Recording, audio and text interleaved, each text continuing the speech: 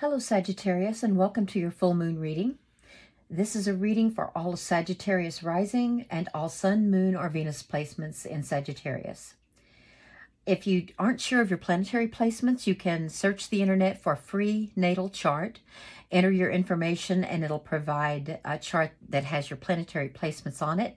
When I talk about houses, I will be basing it on your rising sign.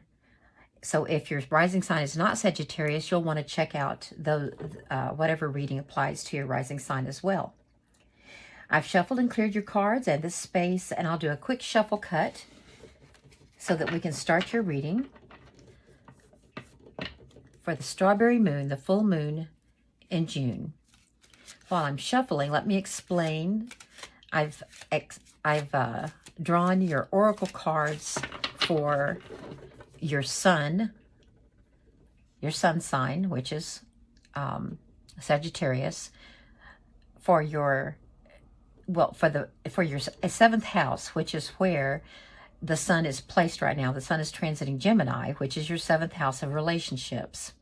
And then I've also drawn, they're from this oracle deck here. I've also drawn the moon card and your first house, because this full moon is going to happen. It's going to occur in your first house, which is your outer personality, the outer you. The sun sign is the inner you, and your rising sign is your first house, which is your outer you, the you present to the world, the way other people would describe you if they were asked, what is Sagittarius like?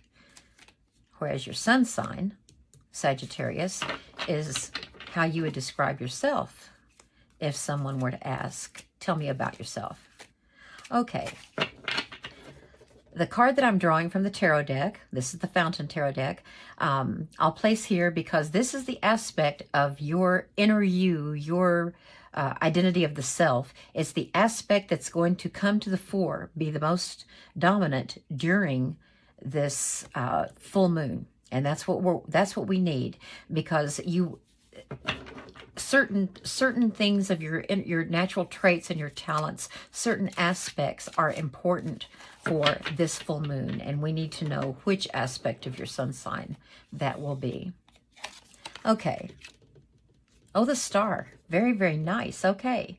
So, Sagittarius, your sun sign, Sagittarius, has many aspects to it. You have many different characteristics. You're very confident. You're also very easygoing and sweet. You're reasonable. You're also very deep. You're interested in philosophy and ethics, higher education. You pursue wisdom. You're intellectual. You're caring. You're hopeful. All of that. You're all of that. And it looks like the part that is going to pertain here to this full moon, the star happens to be placed with Aquarius, which is an air sign. And Aquarius loves the new, the adventurous, innovative, progressive things, and that you happen to have a very progressive, adventurous side. So you're going to be using those aspects of yourself, and the star represents the future. Hopes and dreams you have for the future, and anything future oriented like technology or whatever, or your future goals. So this is what you're going to really be emphasizing. This aspect of yourself is what you're going to be using for this full moon. And let me tell you about this full moon before we go on. It's a particularly powerful one because it is aligned with a really strong, a massive gravitational center in a galactic cluster millions of light years away. And its gravitational force is so strong, so powerful, that because this full moon happens to be aligned perfectly with that, what they call the great attractor, because it's aligned perfectly, that gravitational pull and force, the magnetic force, is affecting the energy that we're going to be receiving during this full moon. And what that's going to do is really heighten your intuition. The moon, as you can see here, this caption says perception.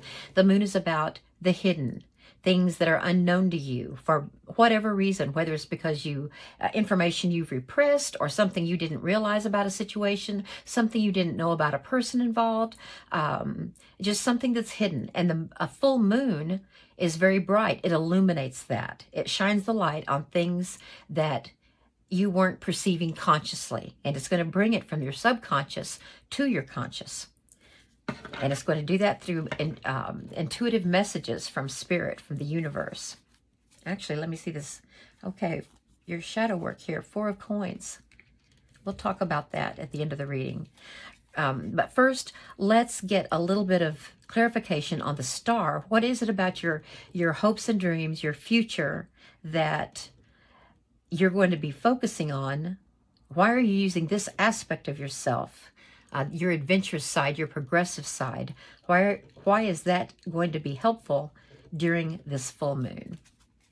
Let me cut and see what Spirit has to say. Let me do it again.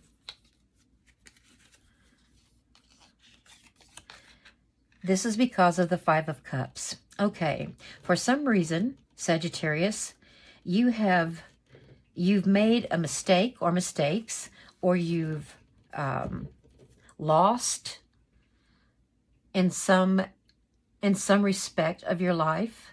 You've either suffered a loss, or you have lost something, or you've just made mistakes and you have regrets. And right now, instead of being your usual self-assured, confident self, right now you have a lack of confidence because you are focusing on spilled milk. 5 of these cups are full. I mean, 2 of the cups are full. 3 are spilling over there. They're empty. And you are turned toward those. Even though you still have 2 full cups, and you could run with that. Accept that and make do with it, and then even bring yourself to more success with it. Instead, you're focusing on the loss. Now, I want you to remember that the sun is in Gemini right now, which is your 7th house of relationships. And cups rule, they are the water element, and they rule emotions and love, romance, creativity, your subconscious. So I'm pretty sure what happened here, and fairly recently, this is in your recent past or it's happening now, is you feel like you are losing something important in an emotional relationship that you have. Yes, you're focusing on, you made a mistake, or mistakes were made. And it involved, there's never one side to anything. Mistakes were made that affected both of you and damaged your relationship. So while the sun is in Gemini, the focus is on your 7th house of marriage and partnerships, either personal, it could be business, but the fact that this is 5 of Cups tells me it's probably personal and related to love and emotions and sharing and your interpersonal style. So this is going to be important, because in order to get yourself back on track and be able to achieve your dreams, to be able to realize your dream with relation to this, you're going to have to do some deep diving during this full moon. And you're going to have to do it about the way you relate to others. It's going to involve the way others perceive Sagittarius. So if your partner, the one who is involved in this dynamic here, if they were asked by someone to tell them about Sagittarius, about you, this is what you're going to be concerned with during this full moon. When you reflect, when you review, it's going to be focused on how you come across to your other, your person, your outward identity. Now, where did your eclipse happen? Last month, you had an eclipse in, your 12th house, your house of spiritual growth. So there was some forced purging there. you were having to let go. And what happens with the lunar eclipses is that during that particular introspection, that reflection, when you realize what's not working for you, life hands out an option that you either voluntarily move on or they're going to move you on for you. So you might have been forced to let go, and you might have, some karma may have come. Some karma may have come that made you realize that consequences needed to be faced, consequences of a previous action or a previous mindset, a way of looking at the world. Because it could be that you and the partner we're looking at here, you simply realized, and he or she simply realized, that you weren't seeing eye to eye on some very basic things. Or at least you were perceived as not seeing eye to eye with this person, not being in harmony. Your values were not aligning, perhaps. But maybe they really do align, and you just need to see that you are able to communicate that in a way. Let's get some more clarification here. Okay, so there's been some mistakes. It's affected your relationship. Oh, so now things, okay. Things are left hanging. The Hanged Man. Yes, and it's taking a totally different perspective. It's sort of, okay, progress forward is not going to happen in this relationship until perspectives are examined, viewpoints are discussed, mindset, emotional, your love language perhaps is aligned with how you really feel about someone. Or maybe you need to be able to interpret better how they feel about you. But since this moon is full moon is happening in your first house about the way you present yourself, and it's in your relationship, we can be sure this is about you. And somehow you're misunderstood. You're misunderstood, and it's going to keep things hanging. This is a very literal card in a way. It's going to keep things hanging, suspended, until this can be worked out. Well, let's see what you can do then. What can you do while the sun is in Gemini in these next 3 weeks, when your relationship is being spotlighted, and that's what Spirit wants you to work on? How can that help you resolve this issue? Oh, good, Justice. Okay, so by working on this, you're going to bring balance. Justice. Now, Justice is ruled by Libra, and it's about karma. So remember when I talked over here about it was about the last month's eclipse in your 12th house that brings karma. Well, justice is going to be served. You are going to be able to balance the scales, or you and your person are going to be able to come to a balanced eye-to-eye understanding of the other person. You're going to have deeper knowledge of yourself and your person, and they of you, because relationships are a two-way thing. And you're going to be bringing your inner self, your truth, in alignment with how you present yourself. And only after you do that are you going to be able to overcome this delay, this suspension of progress in your relationship. Now, these 2 cards are made, well, you have 3 cards. Out of the 4 cards I've pulled, you have 3 in the major arcana. And these 3 have a very, very strong energy that will stay with you for a while. It's not, this 5 of Cups, this is temporary. This is just for this this reading, and probably while the sun is in Gemini. You are going to be able to overcome this this gap between you, this gap in understanding. However, it's something you're going to need to continue to work on, because by working on it, you're going to be able to bring your relationship to the point where it's meeting your dreams and goals for what a relationship, an intimate relationship should be. And this could be work, but I'm getting a very strong feeling that this is not work, that it's personal.